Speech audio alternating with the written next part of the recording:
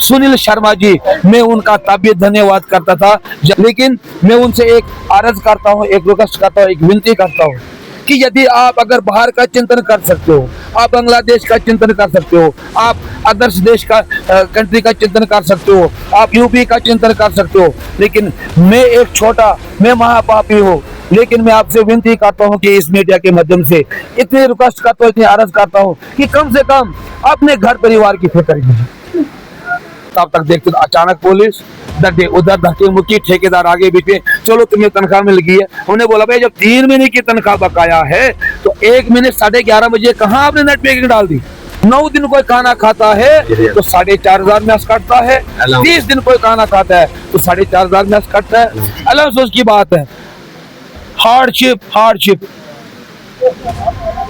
कुछ नहीं, medical allowance नहीं मिल रहा है, विंटर अलाउंस नहीं मिल रहा है, समर अलाउंस नहीं मिल रहा है, 10 अलाउंस 10% देते हैं, टनल अलाउंस गायब।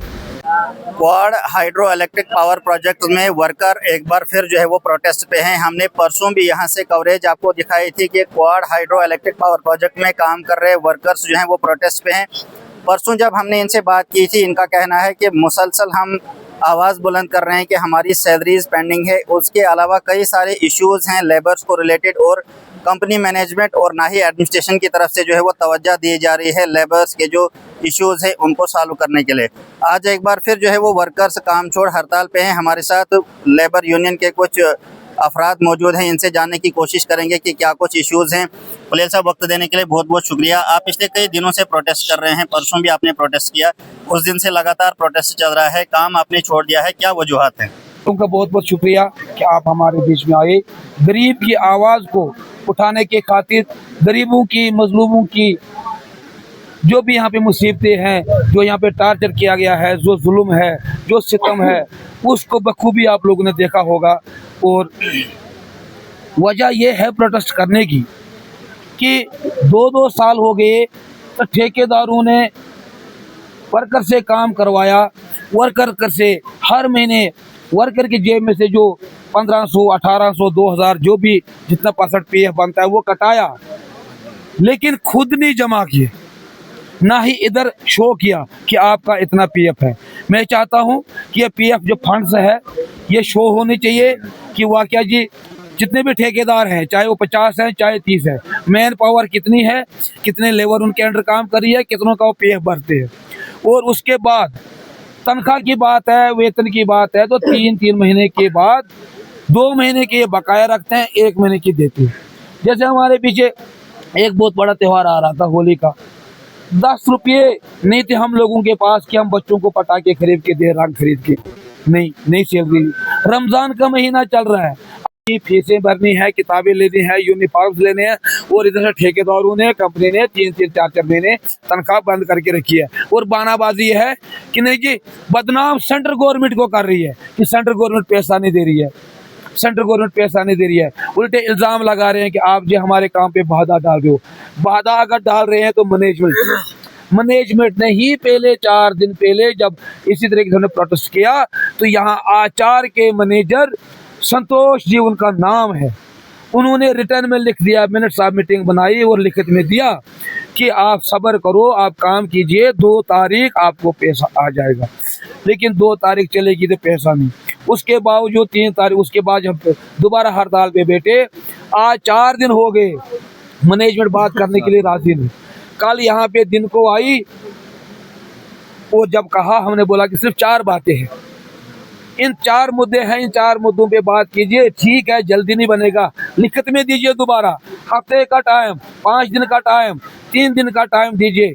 लेकिन राजी नहीं, सीधा बोलती है कि जाओ, निकल जाओ। फिर हमने ये कहा जब निकाल रहे हो तो पूरा फाइनल कर दो, जब निकालना ही है वर्कर को तो फाइनल कीजिए। और ये बंटवारा करवाना चाहते हैं, आप टी को बोलते तुम अलग हो जाओ, सप्लाई वालों को बोलते तुम अलग हो जाओ, क्वांटिटी वालों को बोलते तुम अलग हो जाओ। लेकिन 99% काम करने वाला जो शख्स है वो क्वांटिटी वाला।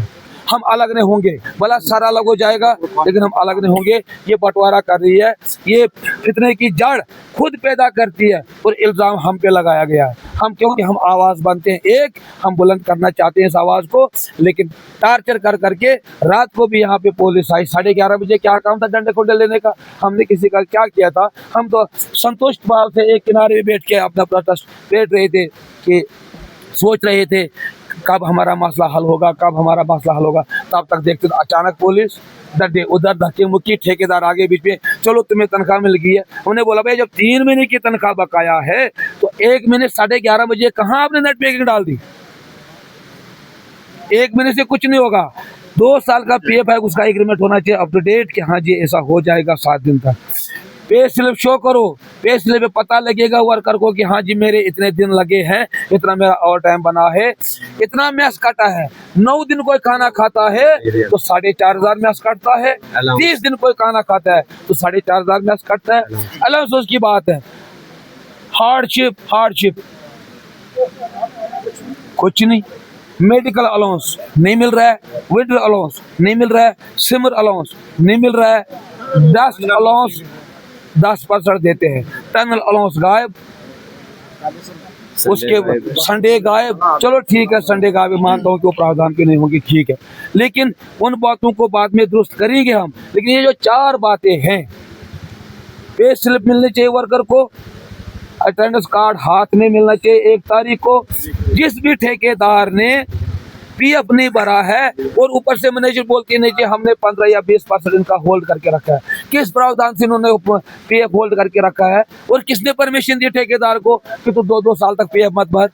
2 साल के बाद सिंगल टार्चर करके वर्करों को निकाल देते हैं और बाद में वर्कर नंगा का नंगा रह जाएगा। इसलिए मैं आपके माध्यम से ये कहना चाहता हूँ कि सेंटर वेजेस पिछले साल फरवरी में 24 जनवरी में लागू हुआ था, इस साल 1 साल हो गया।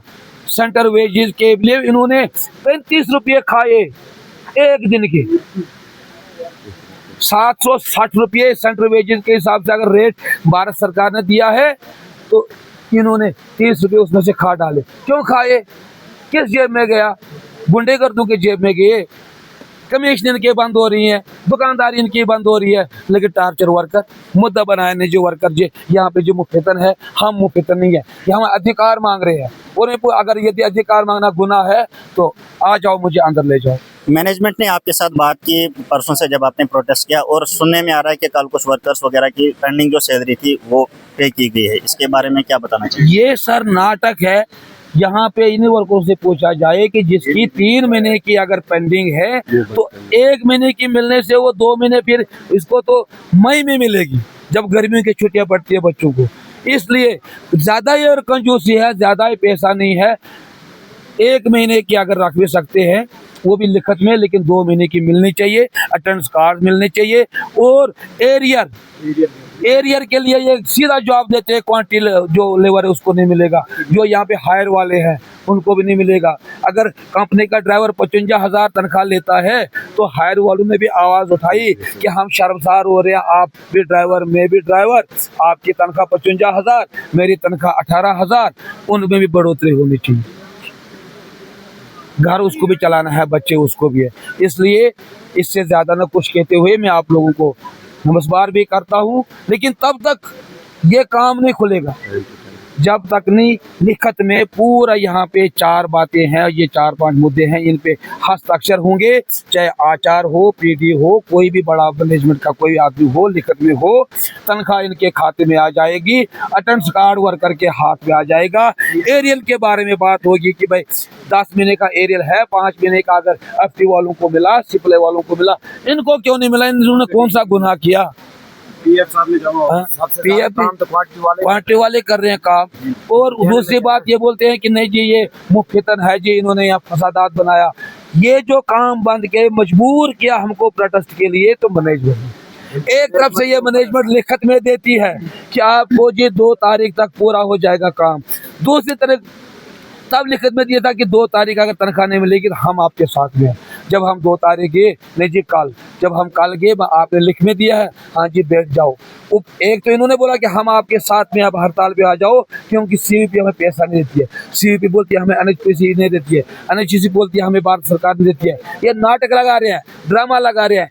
इतना इन यहाँ पे चाहिए वर्कर को इंसेंटिव मिलना, जो 14 घंटे काम करता है, कंक्रीट का काम करता है रात दिन, इंसेंटिव की जगह पे 2-2 घंटे ओवर टाइम और काट देते हैं। हम तब भी खामोश, हम उतना ही चाहते हैं जितना हमें है प्रावधान पे लिखा हो, कम से कम वो दे दीजिए, वो भी नहीं मिल पा रहा है। लेकिन ये स्ट्राइक जो हुई है, ये इल्ज़ाम लगा रहे हैं मजदूरों के ऊपर, लेकिन नहीं, ये इल्ज़ाम मजदूरों के ऊपर नहीं, थोप रहे इल्ज़ाम हमारे सर के ऊपर। इसकी उस प्रोटेस्ट का अगर गुनहगार है तो मैनेजमेंट पटेल, गुनहगार है तो सीयूपी, गुनहगार है तो ठेकेदार।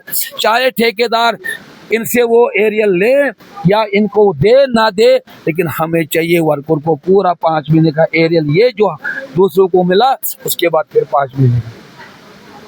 तो क्या इस मुतालिक आपकी बात जो है वो डिस्ट्रिक्ट एडमिनिस्ट्रेशन किश्तवाड़ या एएलसी वगैरह से भी हुई कि हमारी सैलरीज पेंडिंग है, त्यौहार होली का जो है वो बिना सैलरी के गुजरा और आगे ईद आने वाली है, क्या उनके साथ कोई बात हुई? अभी तक तो उनके साथ हमारी कोई बातचीत ही नहीं है, कुछ नहीं। हम बैठे हैं कि भाई अगर हम दर्द बन के बैठे हैं आएंगे, लेकिन मैनेजमेंट भी इसकी की कोई बात होगी, हमारी कोई बात नहीं है। अभी हमारे किश्तवाड़ से अभी फ़ोन आए थे कि एलसी मैडम ने बुलाया है, शायद वहाँ पे जाएंगे, मैनेजमेंट के कुछ आदमी हैं उनको बुलाया गया है, क्या डिसीजन होगा वहाँ पे। लेकिन हम बोलते हैं जो भी वहाँ पे लिखत में होगा या यहाँ होगा, लेकिन वर्करों के बीच में होना चाहिए, ताकि वर्कर को ये लगे कि हम अगर रोते हैं तो कोई माँ दूध देने लायक है, कोई माँ दूध पिला रही है। और इस रेट सेंटर वेजेस के बारे में सबसे ज़्यादा अगर योगदान रहा, इस गरीब आवाज़ को बुलंद करने के लिए अगर सबसे ज़्यादा योगदान रहा, वो हमारे इस पवित्र भूमि नागसने के कॉन्स्टिट्यूंसी के विधायक माननीय श्री सुनील शर्मा जी, मैं उनका तब भी धन्यवाद करता था जब ये चीखें दरबार तक पहुंचाई, जब ये गरीब आवाज़ दिल्ली दरबार तक पहुंचाई, तब भी हम उनका स्वागत करते थे, तब भी हमने उनका शुक्रिया अदा किया था। लेकिन मैं उनसे एक अर्ज़ करता हूं, एक रिक्वेस्ट करता हूं, एक विनती करता हूं कि यदि आप अगर बाहर का चिंतन कर सकते हो, आप बांग्लादेश का चिंतन कर सकते हो, आप अदर्स देश का कंट्री का चिंतन कर सकते हो, आप यूपी का चिंतन कर सकते हो, लेकिन मैं महापापी हूँ, लेकिन मैं आपसे विनती करता हूँ कि इस मीडिया के माध्यम से इतनी रिक्वेस्ट करता हूँ, इतनी अर्ज करता हूँ कि कम से कम अपने घर परिवार की फिक्र कीजिए। क्यों कि यहाँ बड़े बड़े बिचलो ये बेरुपया ये जो ठेकेदार हैं, एक तरफ से वहाँ पे जाते हैं भीख मांगते हैं, हम ये ऐसा करेंगे, इधर आके ये उल्टा ही हमको डांटते उल्टा गरीब का खून चूसते हैं। इससे ज़्यादा ना कुछ कहते हुए धन्यवाद, शुक्रिया।